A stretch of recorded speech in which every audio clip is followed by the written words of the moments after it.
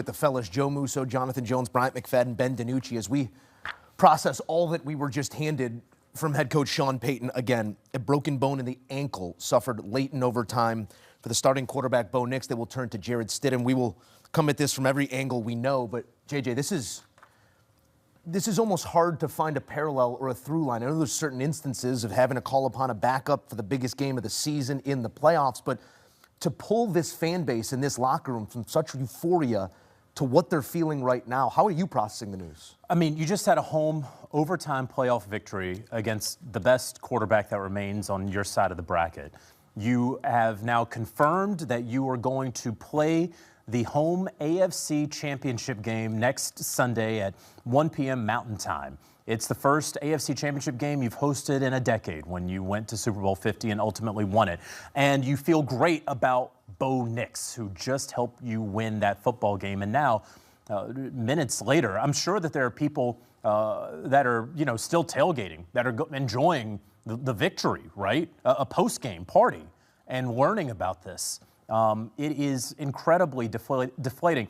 And there aren't that many examples that I can pull from. Remember a couple years ago, Brock Purdy against the Philadelphia Eagles. He's playing in that game. He winds up tearing his UCL, and there's a Josh Johnson that's in the mix there. That's the most recent one I can think of, but of course that happened in the championship game. You go back to 2007, Phillip Rivers tearing his ACL in the divisional round, but then playing on it in the conference championship game against New England, something that has never really been heard of and never been duplicated since. But this is clearly something that Bo Nix cannot play on. That does require surgery. And as Sean Payton said, he's dealt with this before. And whatever the timeline on recovery, he would not be able to recover quickly enough to even play in the Super Bowl. Again, surgery coming Tuesday for Bo Nix, and this puts a halt to, these legacy-defining drives, not just in games, Mac, but in seasons. When you look at what this robs Bo Nix of, it's just another representation that the game isn't fair to us sometimes. I mean, that's how it is in the National Football League, unfortunately.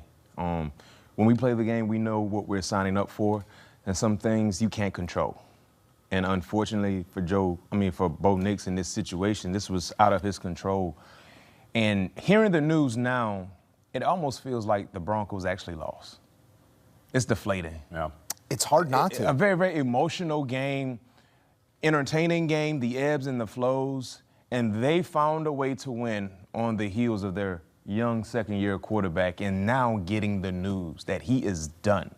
There's no probable or questionable. He is done. So it's going to be a very, very difficult task for Sean Payton to keep the morale together for the teams. And I really appreciate and I love that Sean Payton addressed this right now. Because with them playing on Saturday, you got enough time to kind of allow everything to soak in before you get back inside the building on Monday. Waiting until Monday, I think it would have did more harm than good.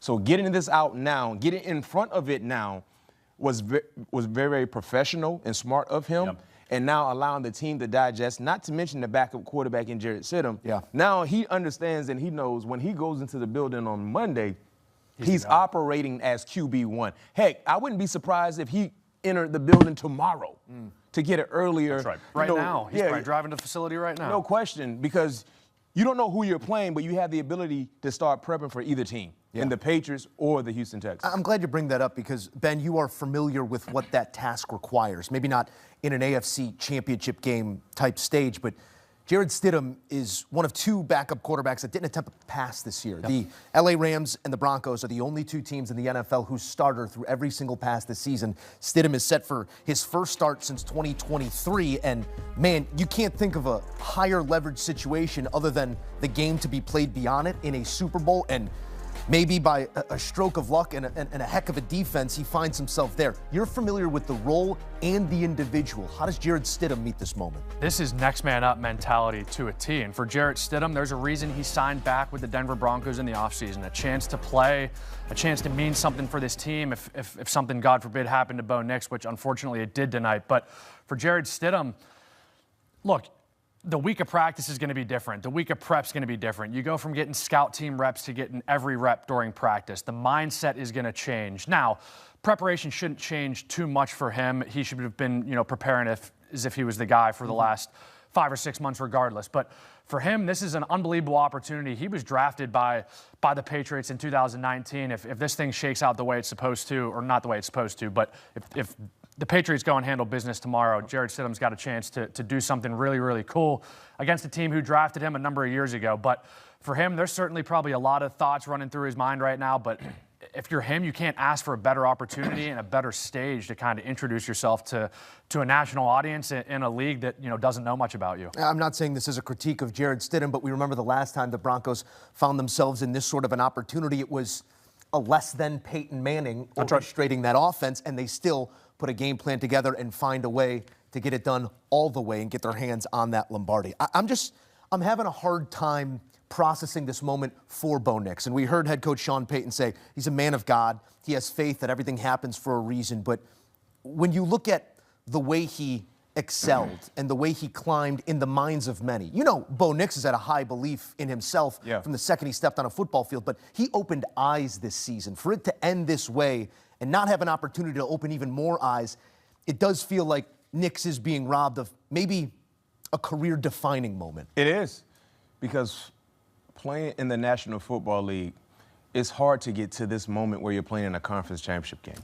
It's hard. You say, don't take him for granted. Don't take Not him for rookie granted. year when you made it and you said, it felt like this is what football is. Yes. I was fortunate. We got to that level my rookie year. That's all I knew. We got to the Super Bowl my rookie year. We won it my rookie year. I thought I was supposed to go every year. I thought that was the norm. Playoffs, conference championship game, Super Bowl, repeat, right? But then as I got older, I realized how hard it is to get to that level. When I had conversations with players from other organizations they were not as fortunate as I was. So for Bo Nix to understand and know, he did everything that he was supposed to do. This wasn't anything on Bo Nix. It was just the way the ball bounced. And now he can't finish the deal. He can't finish the drill. This team will not look the same in 2026. It will be a different team. You know what I mean? So when you get to this moment, it's like seize it. Seize it. Think about how many great quarterbacks we've seen that didn't get a chance to win a Super Bowl. Yeah. Right? And he has a legit chance, and they still have a chance as a team. Right? We know they still have a chance. We've seen Nick Foles beat Tom Brady in a Super Bowl when the quarterback who got paid went down. We saw Tom Tom Brady fill in for Drew Bledsoe as a backup. We saw Jeff Hostetler fill in for Phil Simms as a backup and win a Super Bowl. We've seen it before, but it's hard. It's hard. And the thing is with those guys, they filled in the regular season. Nick Foles. That's right. Carson, right? Tom, Drew.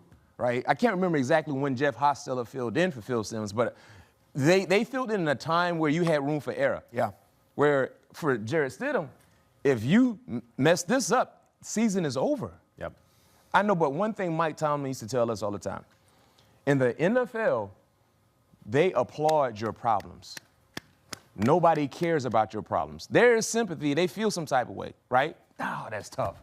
But let's go. New England and Houston? Yeah, either one of those teams, They're saying, who we get, let's go. That's the life of the NFL. I'll say this, and there's a reason that Sean Payton named Jarrett Stidham the starter immediately, right? As soon as he gets this news. And I know there's a lot of folks who are wondering, can't they go out there and get somebody, right? Oh, is it going to be Jarrett Stidham, who hasn't thrown a pass in however many years? First of all, we're past the trade deadline. Yep. So you can't go trade for anyone. They did away with, there was a COVID rule back where you could sign somebody off another team's practice squad whose season had ended. They did away with that rule. Remember, there were a couple of guys who actually wound up playing for 2 playoff teams during the COVID years with those rules. That rule is done, so you can't do that. And then lastly, the guy who used to be the break glass in case of emergency, if our guy goes down in the playoffs, we're going to sign him out of retirement. Phillip Rivers.